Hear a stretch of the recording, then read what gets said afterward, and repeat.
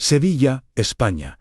Primavera de 1887. El destello del magnesio iluminó el estudio fotográfico de don Aurelio Domínguez aquella tarde de mayo, capturando para la eternidad la imagen de una joven de mirada serena y expresión soñadora. Nadie que observara aquel retrato podría imaginar que esa muchacha, con su elegante vestido de cuello alto y su cabello recogido con delicadeza, estaba a punto de protagonizar una de las tragedias más desgarradoras que Sevilla recordaría durante décadas. Valentina Herrera acababa de cumplir 19 años cuando posó para aquella fotografía. Sus ojos claros reflejaban los sueños de toda joven de su época: un matrimonio respetable, una familia, una vida llena de amor y dignidad. Hija de don Ernesto Herrera, un modesto comerciante de telas, y doña Pilar Morales, costurera de reconocido talento, Valentina había crecido en un hogar humilde pero honrado en el barrio de Triana. Lo que esa imagen no revelaba era que el corazón de Valentina ya no le pertenecía. Apenas 2 meses antes de esa fotografía había conocido a Álvaro Santillana durante la feria de abril. Él tenía 26 años. Era hijo de una familia acomodada del centro de Sevilla y poseía ese encanto peligroso que hace que las muchachas prudentes olviden todas las advertencias de sus madres. Álvaro cortejó a Valentina con una intensidad que la dejó sin aliento. Aparecía bajo su ventana al anochecer. Le enviaba notas perfumadas escritas con caligrafía impecable. Le prometía un futuro, donde ella sería la señora de una gran casa, donde vestiría sedas importadas y nunca más sus manos tendrían que coser hasta el amanecer.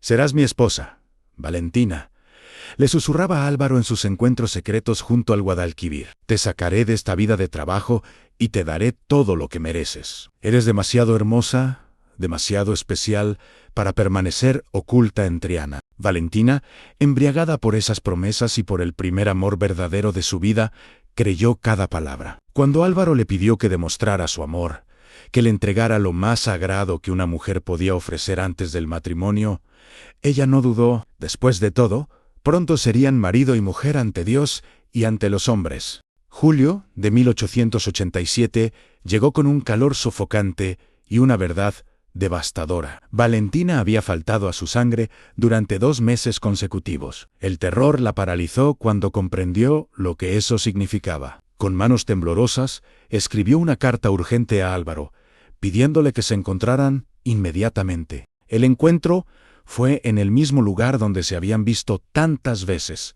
pero esta vez todo fue diferente. Cuando Valentina le dio la noticia, con lágrimas en los ojos y esperanza en el corazón de que él aceleraría sus planes de boda, el rostro de Álvaro se transformó. La calidez desapareció, reemplazada por una frialdad que ella nunca había visto. «Eso es imposible», dijo él con voz cortante.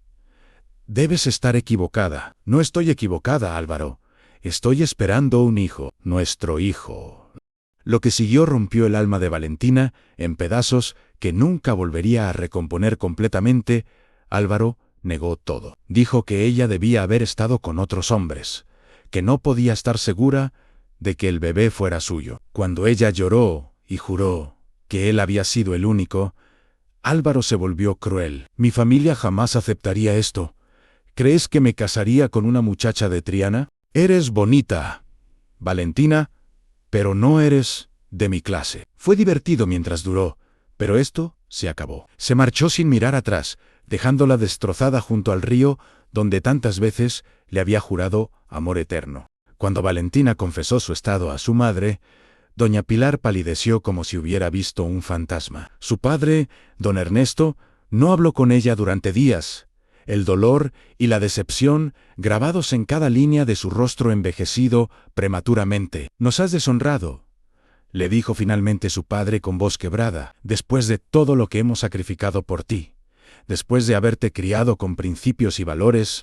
Pero fue el rechazo silencioso del barrio lo que más hirió a Valentina. Las vecinas que antes la saludaban cordialmente, ahora cruzaban la calle para evitarla. Las madres apartaban a sus hijas cuando ella pasaba, como si el deshonor fuera contagioso. Los susurros las seguían a todas partes. Mientras tanto, Álvaro Santillana continuó su vida sin consecuencia alguna. Asistía a tertulias, paseaba por la Alameda de Hércules, cortejaba a señoritas de su clase social. Nadie lo señalaba, nadie lo juzgaba, nadie lo responsabilizaba del bebé que crecía en el vientre de la joven costurera de Triana. Valentina tomó una decisión que la perseguiría el resto de su vida. No podía enfrentar el escándalo público de dar a luz en Sevilla, donde todos la conocían. Su prima Catalina Ruiz vivía en un pueblo pequeño cerca de Granada, y accedió a ayudarla discretamente. En diciembre de 1887, con el vientre ya imposible de ocultar, Valentina viajó a aquel pueblo remoto. Le dijeron a los vecinos curiosos que había ido a cuidar a una tía enferma. La verdad era mucho más oscura y desesperada. La noche del 3 de enero de 1888, bajo una luna menguante que apenas iluminaba el cielo, Valentina dio a luz en la pequeña casa de su prima. El dolor fue insoportable, las horas se arrastraron como días, y cuando el bebé finalmente llegó al mundo, no emitió ningún sonido. El pequeño, un niño, había nacido muerto. Catalina envolvió el cuerpecito sin vida en una manta blanca, mientras Valentina lloraba con un dolor que iba más allá de lo físico. Había soportado meses de vergüenza, de rechazo, de soledad absoluta.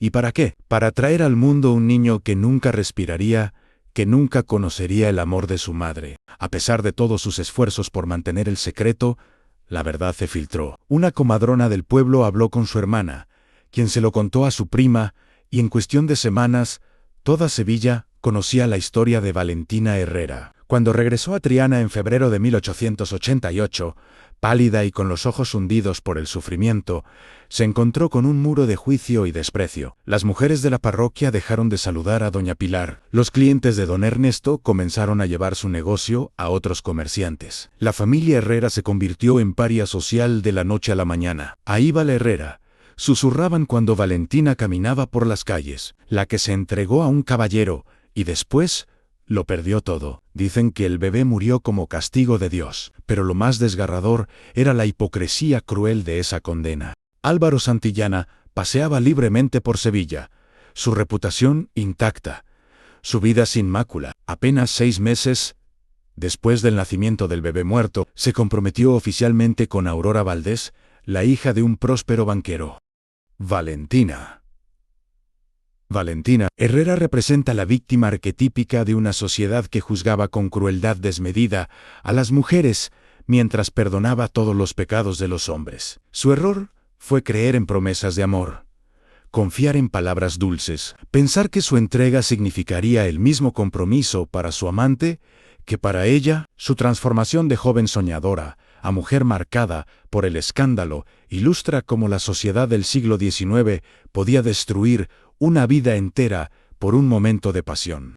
Álvaro Santillana encarna la cobardía y el privilegio masculino de su época. Sedujo con mentiras, abandonó sin remordimiento, y nunca enfrentó ninguna consecuencia real por sus acciones. Su capacidad para seguir adelante con su vida, para casarse bien y mantener su posición social mientras Valentina sufría, revela la injusticia fundamental de un sistema que protegía a los hombres de su propia irresponsabilidad. Doña Pilar y don Ernesto Herrera son personajes complejos, padres que amaban a su hija, pero que también estaban atrapados en las normas sociales de su tiempo. Su dolor era genuino, pero su incapacidad para defenderla completamente contra el juicio social muestra cómo incluso el amor familiar podía verse eclipsado por el miedo a la deshonra pública. Valentina vivió los siguientes años como un fantasma en su propia ciudad. Nunca se casó. ¿Qué hombre respetable la aceptaría ahora? Trabajó junto a su madre, cosiendo en silencio, evitando las miradas, soportando los susurros que nunca cesaron completamente. En 1891, 3 años después de su tragedia, se encontró con Álvaro en la calle Sirp. Él iba del brazo de su esposa Aurora, quien lucía un embarazo evidente y un vestido carísimo. Cuando sus miradas se cruzaron, Valentina vio algo en sus ojos: culpa, incomodidad, pero fue solo un instante. Álvaro desvió la mirada y siguió caminando, como si ella fuera invisible, como si nunca hubiera existido para él. Esa noche, Valentina sacó la fotografía tomada en 1887, aquella imagen de cuando aún creía en el amor y en finales felices. Observó a la joven que había sido, con su mirada serena y sus sueños intactos, y lloró por todo lo que había perdido: su reputación, su futuro, su bebé, su capacidad de confiar y amar. En 1903, a los 35 años, Valentina Herrera murió de tuberculosis. Su funeral fue discreto, asistido solo por su familia inmediata. Los periódicos no publicaron ninguna esquela. El mundo había olvidado ya a la joven que alguna vez escandalizó a Sevilla. Pero su historia no murió con ella. Aquella fotografía de 1887 pasó de generación en generación en la familia Herrera, junto con la advertencia que doña Pilar le hizo prometer a sus nietas que transmitirían: las promesas de los hombres son frágiles como el cristal, pero el juicio de la sociedad es eterno como el acero. Protejan su honor, porque nadie más lo hará por ustedes. La tragedia de Valentina Herrera nos confronta con verdades incómodas que resuenan incluso hoy, más de un siglo después, sobre la injusticia del juicio desigual. Mientras Valentina cargaba todo el peso del escándalo, su honor destruido y su vida arruinada, Álvaro continuó sin consecuencias. Esta desigualdad brutal en cómo la sociedad juzgaba a hombres y mujeres por los mismos actos reveló una hipocresía profundamente arraigada. Sobre el precio de la confianza traicionada en Valentina, creyó en el amor, en las promesas, en la palabra de un hombre. Esa confianza tan humana, tan comprensible, se convirtió en su perdición. Su historia nos recuerda que las palabras sin acciones son simplemente aire, y que las promesas solo valen lo que la integridad de quien las hace. Sobre el silencio cómplice de la sociedad, todos en Sevilla sabían quién era el padre del bebé de Valentina. Todos conocían a Álvaro Santillana, pero nadie lo señaló. Nadie exigió que asumiera responsabilidad. Nadie defendió a la joven que él había abandonado. Este silencio colectivo fue tan destructivo como la traición individual. Sobre el amor maternal perdido, Valentina no solo perdió su reputación y su futuro, perdió a su bebé. Ese pequeño que nunca respiró representaba no solo su deshonra, sino también una posibilidad de amor que le fue arrebatada. Pasó el resto de su vida de luto, no solo por el niño que murió, sino por la madre que nunca pudo ser. Sobre la prisión de las apariencias, aquella fotografía de 1887 capturó a una joven llena de esperanza, vestida apropiadamente, luciendo respetable. Pero las apariencias no la protegieron. La decencia no salvó su reputación una vez que cometió el error de confiar en el hombre equivocado. La sociedad que tanto valoraba las apariencias fue la misma que la condenó sin piedad. La historia de Valentina Herrera es una de miles que quedaron sepultadas en la vergüenza y el olvido. Historias de mujeres que pagaron precios brutales por momentos de pasión, de confianza, de amor. Son historias que nos obligan a preguntarnos: ¿cuánto hemos cambiado realmente? Sí, ya no vivimos en 1887. A las mujeres tienen derechos que Valentina nunca soñó posible. Pero el juicio desigual persiste en formas más sutiles. Las palabras han cambiado, pero los prejuicios. Todavía vemos cómo la sociedad juzga con mayor dureza las elecciones románticas y sexuales de las mujeres que las de los hombres. Todavía vemos cómo las víctimas de traición cargan con la vergüenza, mientras los traicioneros escapan sin consecuencia. La fotografía de Valentina, con su mirada serena y sus sueños aún intactos, nos desafía a ver más allá de la imagen. Nos recuerda que detrás de cada escándalo del pasado había una persona real, con esperanzas y miedos, que merecía compasión en lugar de condena.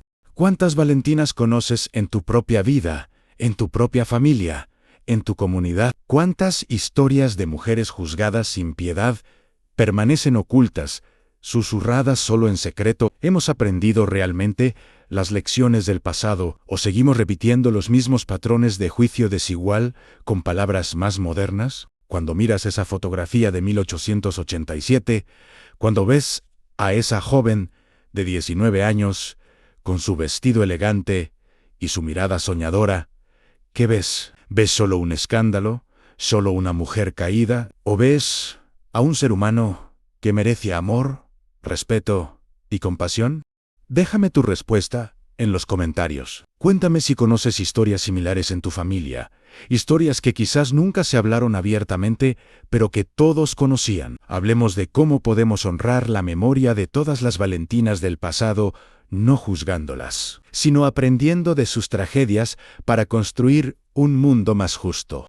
Y si esta historia te conmovió, si te hizo pensar, si te recordó que detrás de cada fotografía antigua hay vidas completas, amores perdidos y tragedias olvidadas, te pido que te suscribas a este canal, porque estas historias necesitan ser contadas. Estas mujeres merecen ser recordadas no por su deshonra, sino por su humanidad, por su sufrimiento, por las injusticias que enfrentaron.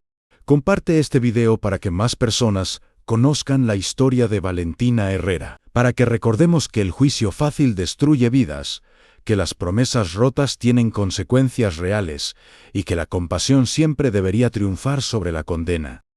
Nos vemos en el próximo video, donde seguiremos desenterrando las historias olvidadas que la historia oficial prefirió ignorar, porque cada video importa, cada historia merece ser contada, y cada injusticia del pasado nos enseña cómo construir un futuro mejor. Hasta pronto, y recuerda, nunca juzgues una vida hasta que conozcas toda la historia.